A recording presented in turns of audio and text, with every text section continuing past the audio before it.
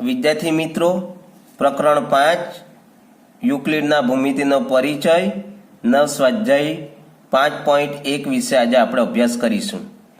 એમાં પ્રશ્ન 1, નીચે આપેલા વિધાનોમાંથી કયા વિધાનો સત્ય છે અને કયા વિધાનો અસત્ય છે?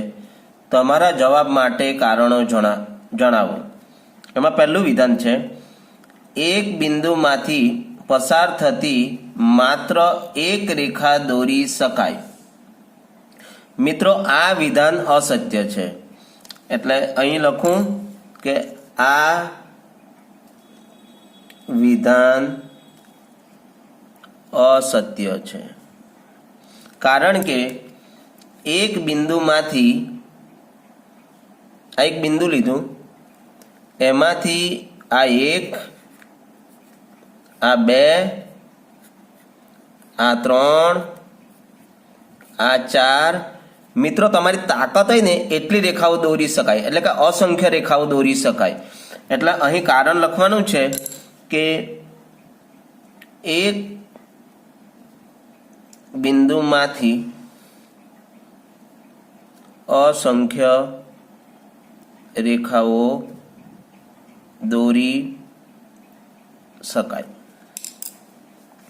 તમારે જેટલી દોરી હોય ને એટલી દોરાય. આ રીતે.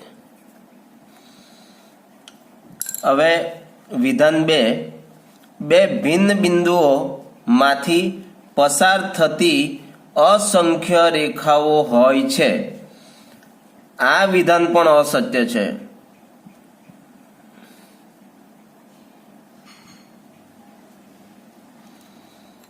કારણ કે અહીંયા આ એક બિંદુ લીધું, અહીંયા બીજું બિંદુ લીધું, તો આ બે બિંદુઓમાંથી પસાર થતી એક અને માત્ર એક જ રેખા દોરી શકાય. પૂર્વધારણા 1 પ્રમાણે. એટલે અહીંયા કારણ લખવાનું છે કે બે ભિન્ન બિંદુઓ માંથી પસાર થતી અનન્ય રેખા દોરી શકાય. અનન્યનો મતલબ છે એક અને માત્ર એક જ. તે આગળ આપણે ભણી ગયા છીએ.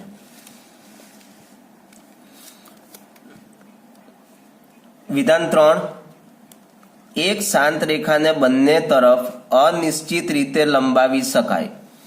એક શાંત રેખા એટલે કે રેખાખંડ. એટલે હું અહીંયા રેખાખંડ દોરું છું.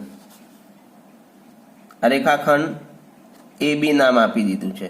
હવે એને અનંત સુધી લંબાવી શકાય છે.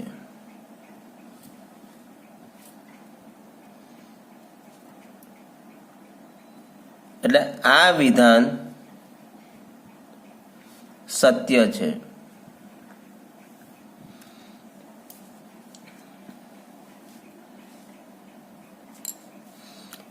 વિધાન 4, જો બે વર્તુળ સમાન છે તો તેમની ત્રિજ્યાઓ સમાન હોય છે.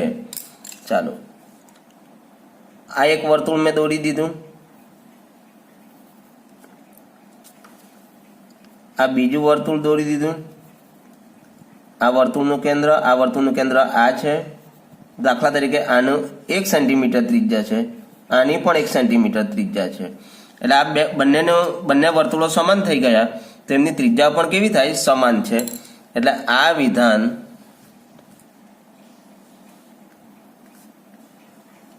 સત્ય છે. કેમ કે કારણ બંને વર્તુળો એકબીજા પર બંધ બેસતા થાય છે. બંને વર્તુળોના પરિઘ અને કેન્દ્ર એકબીજાને બંધ બેસતા થાય.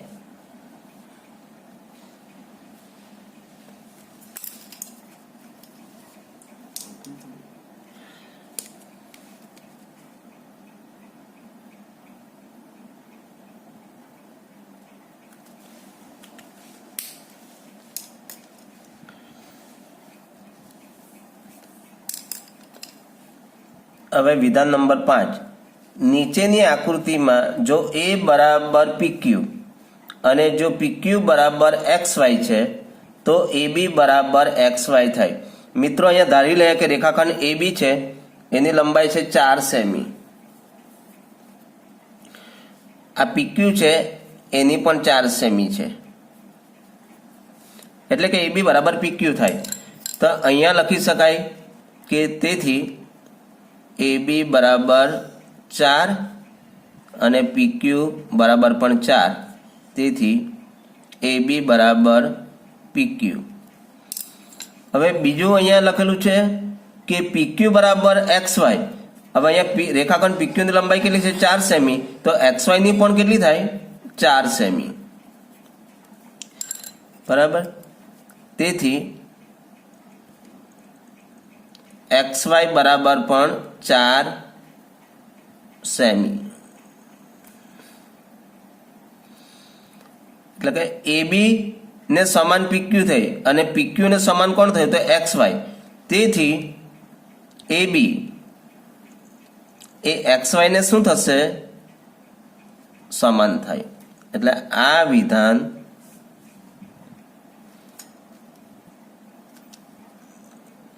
સત્ય છે.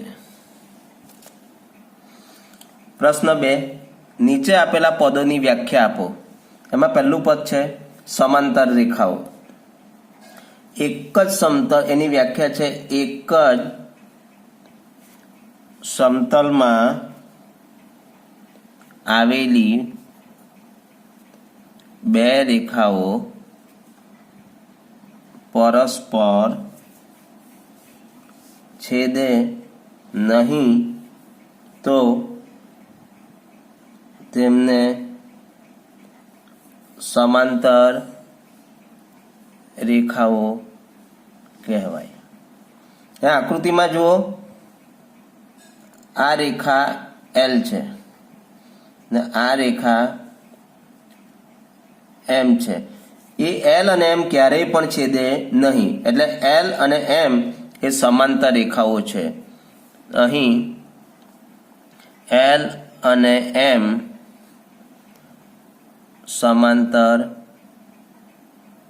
રેખાઓ છે. બીજી વ્યાખ્યા છે લંબ રેખાઓ. તો જો બે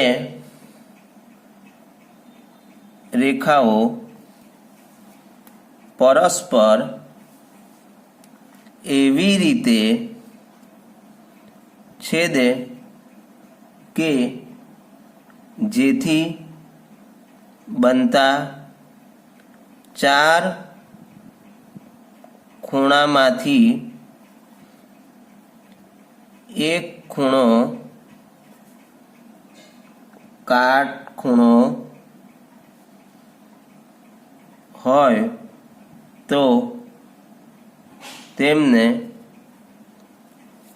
લંબ રેખાઓ કહેવાય. અહીંયા મિત્રો આકૃતિ જુઓ, આ રેખા L અને આ રેખા M. આ બંને રેખાઓ જ્યાં છેદે છે ત્યાં આ એક ખૂણો કાટખૂણો બની ગયો, એટલે અહીં એમ કહેવાય કે L અને M એ લંબ રેખાઓ છે. હવે ત્રીજી વ્યાખ્યા છે કે રેખાખંડ. તો રેખાના એવા ભાગને રેખાખંડ કહેવાય છે જેને બે અંત્ય બિંદુઓ હોય. અહીં મિત્ર આકૃતિ જુઓ, તો આ A બિંદુ મૂકી દીધું, અહીંયા B બિંદુ મૂકી દીધું. આ AB એ રેખાખંડ થયો. યુક્લિડની ભાષામાં એને શાંત રેખા કહેવાય. એટલે આ રેખા AB આ રીતે બતાવાય. એટલે આ અહીંયા AB બતાવેલો છે ને એ રેખાખંડ છે.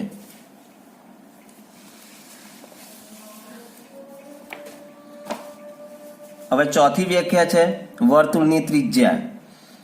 કે વર્તુળના કેન્દ્ર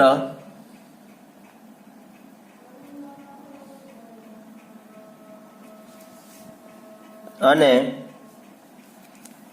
પરિઘ પરના કોઈ પણ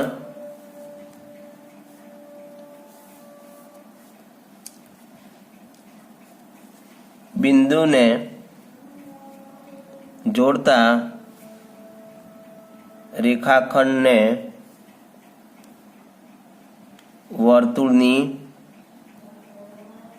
ત્રિજ્યા કહેવાય. ચાલો, આ વર્તુળનું કેન્દ્ર મેં લઈ લીધું. આ કેન્દ્રને અનુલક્ષીને આ એક વર્તુળ દોરી દીધું. હવે આ વર્તુળનું કેન્દ્ર થયું. આ આખો ગોળ છે એને વર્તુળનો પરિઘ કહેવાય. એટલે આ પરિઘ પરનું બિંદુ લીધું. અહીંયા પણ લઈ શકાય, અહીંયા પણ લઈ શકાય, અહીંયા પણ લઈ શકાય, તમે ગમે ત્યાં લઈ શકો. એટલે અહીંયા આ વર્તુળની ત્રિજ્યા થઈ. બરાબર? એટલે વર્તુળનું આ કેન્દ્ર, વર્તુળનું કેન્દ્ર અને પરિઘ, એટલે આ પરિઘ આખો છે, આ પરિઘ પરનું કોઈ બિંદુ, આ બે બિંદુઓને જોડતો આ રેખાખંડ છે એને વર્તુળની ત્રિજ્યા કહેવાય. હવે પાંચમી વ્યાખ્યા છે ચોરસ, કે જે ચતુષ્કોણની ચારેય બાજુઓ એકરૂપ અને ચારેય ખૂણા એકરૂપ હોય તો તે ચતુષ્કોણને ચોરસ કહેવાય. અહીં આકૃતિ જુઓ.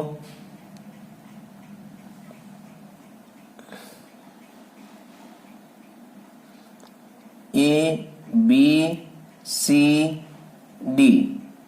હવે આનું 2 સેન્ટીમીટર માપ છે, આનું પણ 2 સેન્ટીમીટર માપ છે, આનું પણ 2 સેન્ટીમીટર માપ છે અને આનું પણ 2. એટલે AB બરાબર 2, BC બરાબર 2, CD બરાબર 2 અને DA બરાબર પણ 2 સેન્ટીમીટર. એટલે બધાનું માપ સરખું થઈ ગયું.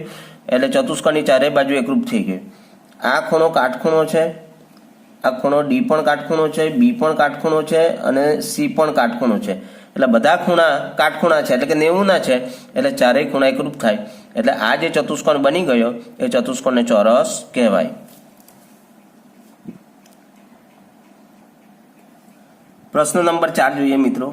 જો AC બરાબર BC થાય તેવું બિંદુ C બિંદુઓ A અને B ની વચ્ચે હોય તો સાબિત કરો કે AC બરાબર 1/2 AB.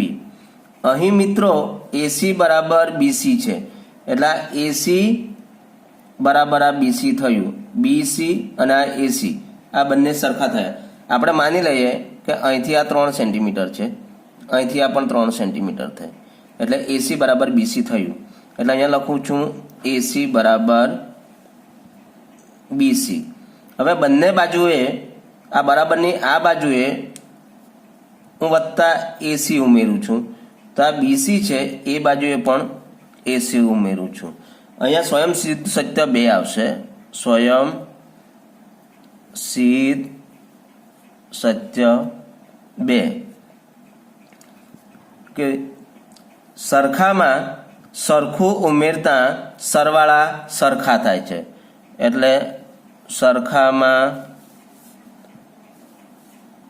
સરખું ઉમેરતા સરવાળા સરખા થાય. હવે જો અહીંયા AC વત્તા AC એટલે અહીંયા 2 AC થશે બરાબર. આ BC વત્તા AC એટલે અહીંયા થશે AB. એટલે અહીંયા સ્વયં સિદ્ધ સત્ય 4 આવશે. સ્વયં સિદ્ધ સત્ય 4 છે કે એકબીજાને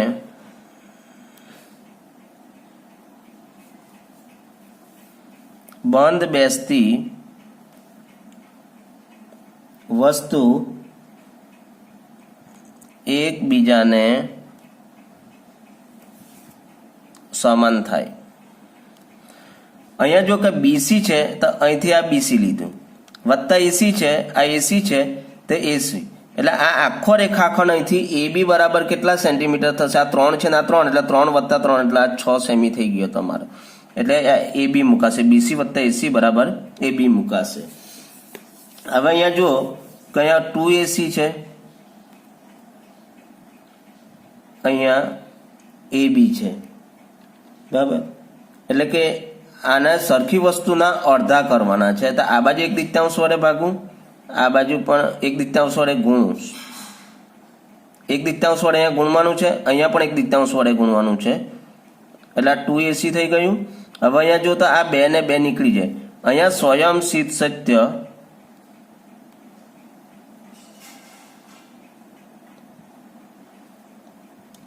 સાતનો ઉપયોગ થશે. એ શું કહે છે કે સરખી વસ્તુના અડધા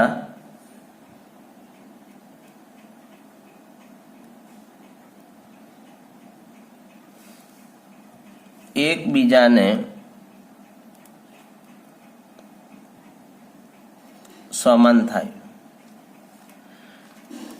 હવે અહીંયા આ 2 ગયા ને આ 2 ગયા, એટલે અહીંયા શું બાકી રહી ગયું? આ એસી બાકી રહી ગયું, બરાબર 1/3 એ બી થાય.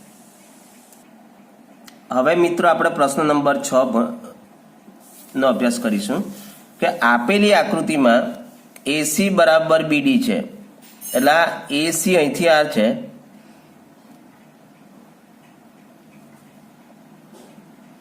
આ એસી છે બરાબર બીડી છે, એટલે કે આ અંતર અને આ અંતર તમારું સરખું થશે, એટલે એસી બરાબર બીડી છે. તો સાબિત કરો કે એ બી બરાબર સીડી. અહીં જુઓ તો અહીં એસી બરાબર બીડી આપેલું છે. હવે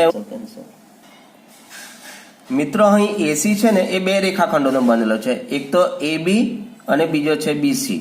એટલે અહીંયા એસી બરાબર લખાશે એ બી વત્તા બીસી, આ બરાબર આ બી ડી છે ને એ પણ 2 રેખાખંડોનો બનેલો છે, એક તો બીસી અને સીડી, એટલે અહીંયા લખાશે બીસી વત્તા સીડી.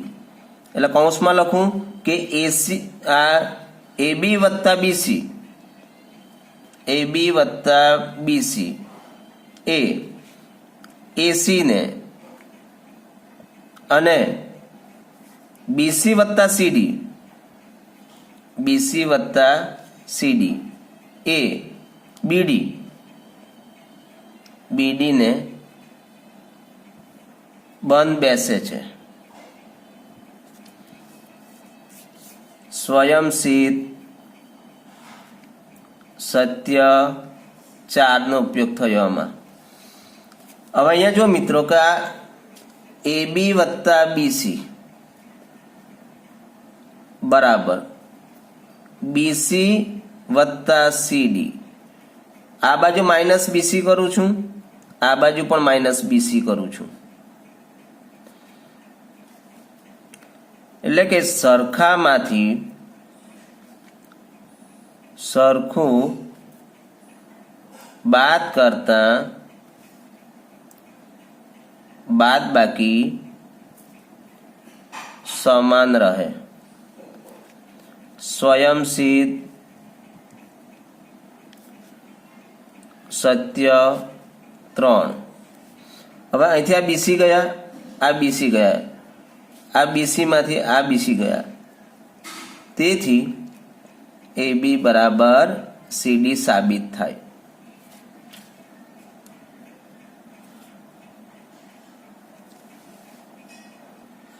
હવે મિત્રો આપણે ભણીશું યુક્લિડની 5મી પૂર્વધારણાને સમકક્ષ વિધાનો. યુક્લિડની 5મી પૂર્વધારણાને સમકક્ષ અનેક વિધાનો છે.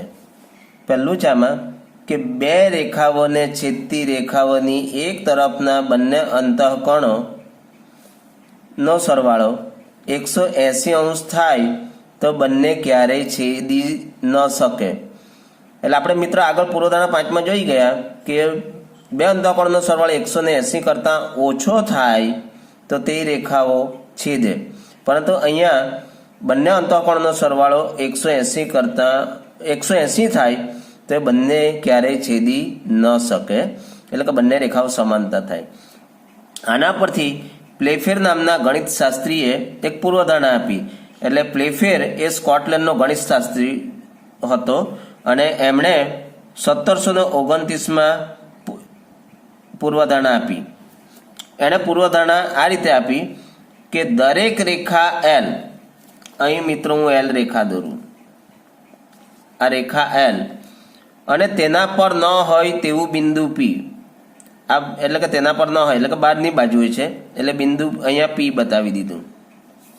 માટે એક અનન્ય રેખા એમ એવી હોય, આ એક અનન્ય રેખા એવી હોય કે જે પી માંથી પસાર થાય અને એલ ને સમાંતર થાય.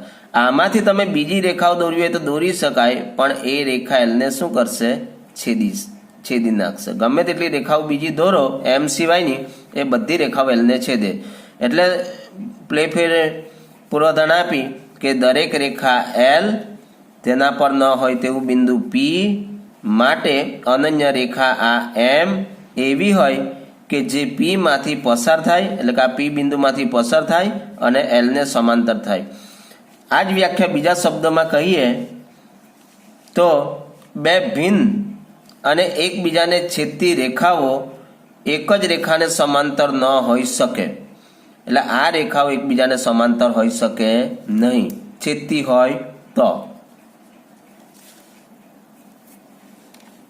હવે મિત્રો અયુક્લિડ ભૂમિતિનો અભ્યાસ કરીશું કે યુક્લિડને તેમના પ્રથમ 28 પ્રમેયો સાબિત કરવામાં પાંચમી પૂર્વધારણાની જરૂર ન પડી. એટલે એમ કહેવાય કે 28 પ્રમેય યુક્લિડે જે સાબિત કર્યા એમાં બિલકુલ પાંચમી પૂર્વધારણાનો ઉપયોગ ન થયો. અનેક ગણિતશાસ્ત્રી અને યુક્લિડને વિશ્વાસ હતો કે પાંચમી પૂર્વધારણા હકીકતમાં એક પ્રમેય છે. એટલે ગણિતશાસ્ત્રી અને યુક્લિડ એવું માનતા હતા કે જે પાંચમી પૂર્વધારણા છે એ હકીકતમાં પૂર્વધારણા નથી, પરંતુ શું છે? પ્રમેય છે. પરંતુ આ એક પ્રમેય હોવાને કારણે તેને પ્રથમ 4 પૂર્વધારણાઓ અને સ્વયંસિદ્ધ સત્યો પાંચમી પૂર્વધારણાને પ્રમેયના રૂપમાં સાબિત કરવામાં અસફળ રહ્યા. એટલે કે યુક્લિડ છે અને બીજા ગણિતશાસ્ત્રીઓ પાંચમી પૂર્વધારણાને પ્રમેય સ્વરૂપમાં સાબિત ન કરી શક્યા, એટલે અસફળ રહ્યા. એટલે તેના ફળ સ્વરૂપે અનેક અન્ય ભૂમિતિઓની રચના થઈ.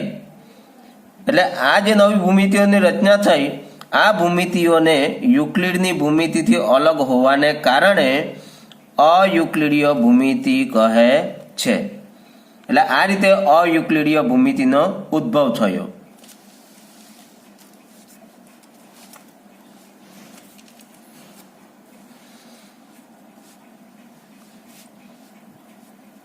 એનાથી આપણે એક ભૂમિતિનો જે ઉદ્ભવ થયો એને ગોલીય ભૂમિતિ તરીકે ઓળખવામાં આવે છે. તો ગોલીય ભૂમિતિ કોને કહેવાય?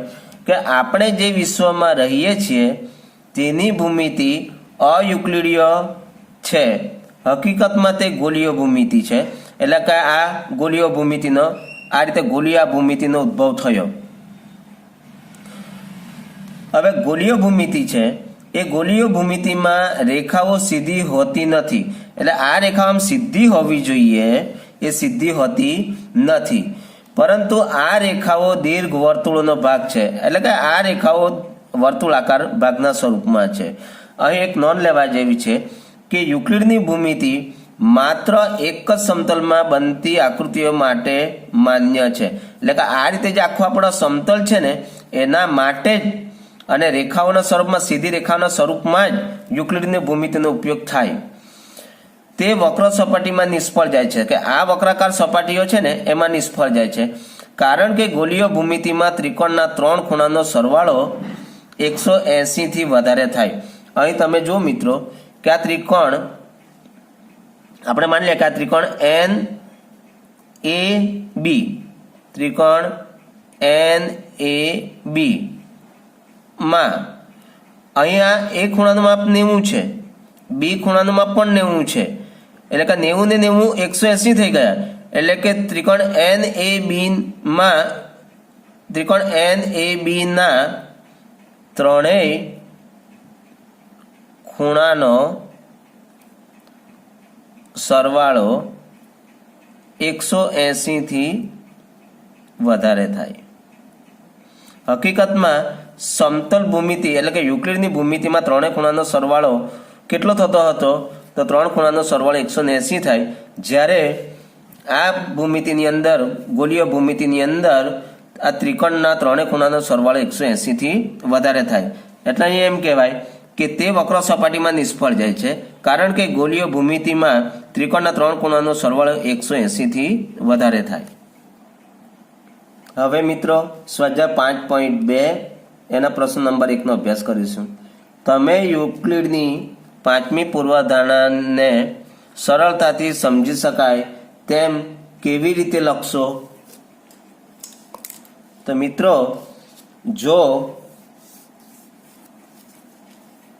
કોઈ બે રેખાઓ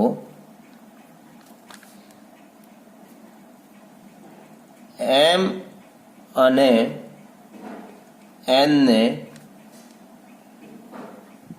ત્રીજી રેખા L ભિન્ન બિંદુઓમાં છેદે તો બનતા ચાર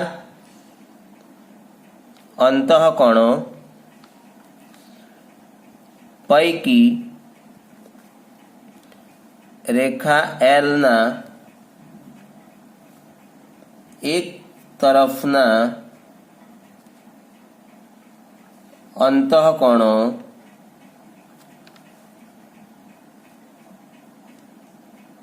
નો સરવાળો 180 અંશ થાય તો રેખાઓ